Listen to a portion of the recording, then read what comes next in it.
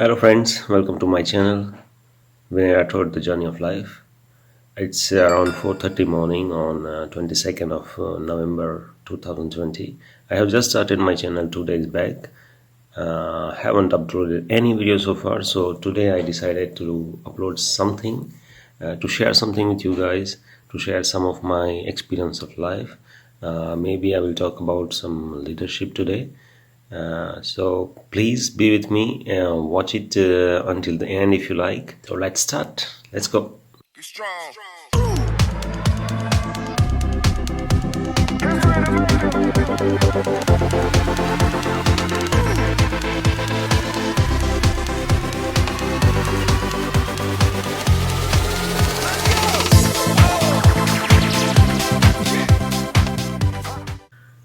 So I'm working in automotive industry since last 15 years and have seen so many managers, so many leaders who don't have real expertise in the field, who don't know what is leadership is, who don't know what is management is, but they are on this position because they have given this position. And I have seen many people, many managers, leaders who know exactly what they are doing. They are learning day by day, and they are expertising leadership day by day. So let's go together. I have learned some principles during this 15 year of my life for the leadership. There are around 8 principles, and we go one by one. So let's go. So the number one in the list is professional knowledge and expertise about the thing you are doing. For me, for example, I am working in automotive industry in the purchasing department, and I should know thoroughly what I'm doing, what I'm buying, who are my suppliers, what is the market condition, etc., etc. Until I don't know the complete scenario of the product I'm buying, of the suppliers in the market, of the marketplace completely, the future trends, what is going on in the market. Until I don't know that, I'm not expert in my field. I have not professional knowledge, and that means if I will be in a leadership position and some questions raised to me from the followers, I'm not able to guide them. So something very important is professional knowledge and expertise. Now, how we can achieve this professional knowledge and expertise? The simple thing, it's not coming day by day just like that. It is coming by working very hard day by day. So you just need to work hard. You need to take each and every challenge which is coming in front of you for your work. Day-to-day hard working will only bring this. Without that, it's impossible to achieve the expertise. So now let's go to second one. So the second one is the ability to take decision and to take full responsibility of the decision. Let's talk about an example of Prime Minister of India. He has taken many decisions which are very impacting on the people, like money demonetization, or let's say strike on the terrorist area in POK. These are massive decisions he has taken with full responsibility. Impact of demonetization, a lot of people have seen. But once the decision has been taken, the mind was made by him, he took decision, and then he took responsibility, and he is still not saying any negative about that. So the important thing is you just make up your mind, take decision, and then take responsibility of all the outcomes is coming. So this is second. Now let's go for third one. The third one is absolute justice and impartiality. I will explain this with my experience. So a few years back when I was working in my field, and I had some professional dispute with one of the divisional director in North America, and it was a big fight, and on that time maybe I was not that much mature. I was not that much reading the books which I'm reading now, so my mind was not that much sharp, and it was really fight with him. And after a few years now, the same divisional director has become vice president of our company for purchasing. So he became a boss of my boss, and I have to work with him now. And when he took the position, I was very much afraid that the things will not go right with him, because if he will remember all the things what happened in past, that could affect me and my career. So I was really afraid. What happened is, the vice president, if he reach on this position, that means he has those principles of leadership. He learned those principles of leadership, and his behavior is absolutely normal with me. He even told me that what happened in past was really a professional dispute, and I was working for the same company he was working, and we had a professional conflict, and that's all. And he forgot about it, and just we are going now further together with a good relationship. So this kind of people, let's say, they have really learned the leadership and they are teaching us the leadership. The fourth one is about moral and physical courage. Any leader in the world, if you see, they must have moral and physical courage. When I say moral and physical courage, that means ability. First thing is ability to distinguish between right and wrong, and that ability everybody has. All human being has. Not the animal, they don't have, but human being have this. It is called conscience, which is inside. Anything you see in the world happening, good or bad, you have your own opinion, like other 7 billion people in the world, but your opinion is coming from your conscience. And when you know whether it's good or bad, you should have ability to say it loudly. So this is something very important for a leader. Also the leadership, the people who are on this position, they should be away from the people who are just following them by saying yes, yes, yes. These people should not be around them, and that's the responsibility of leader, to be away from these kind of guys. Third thing people say is the leader, they are very much dynamic and they don't afraid of anything. No, I don't believe that. I have seen people or leaders, they are fear of many things. The only thing is that they don't show this fear, but fear everybody has. And the last thing is physical courage. That is very important part, and by that physical courage you can hide your fear. So these are the aspects which is very important for a leader, and they have to show the moral and physical courage.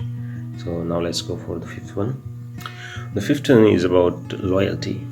Now loyalty you cannot purchase. It's a give and take. That means you are loyal to the people you are working with, and the people who are working for you, they are loyal to you, and it is a two-way connection. It's not a one-way connection. If we are talking about loyalty, make sure you are not going to buy it, but you are going to win it from the people. If you see in some companies, some leaders, they are appointed, and the followers, they don't accept them. It happened with me as well when I got the position of manager. 3-4 colleagues who were working for me, they didn't really collaborating with me. One of them was really against me, and with the time, so it requires always the time, with the time I win the confidence, I win their loyalty, and the same way they win from my side, and now the collaboration is very good. How to do it, you can see it in some another video, but this is possible, and that is something all leaders must master. So let's go for the next one. Leadership is nothing but management of man and resources. This is very important one when you are talking about man and resources. When you talk about man, they are really a living thing. When you are talking about resources, it's anything which is not living, and there is a difference between those two. When you are talking about living people, like a human being, when you are interacting with human being, you cannot talk about efficiency. Efficiency could be with the things. With the human, it should be effectiveness. Now the difference between effectiveness and efficiency is very simple. Efficiency you are measuring with the time, and effectiveness you don't measure with the time, you measure with the results. It can be short time, it can be long time.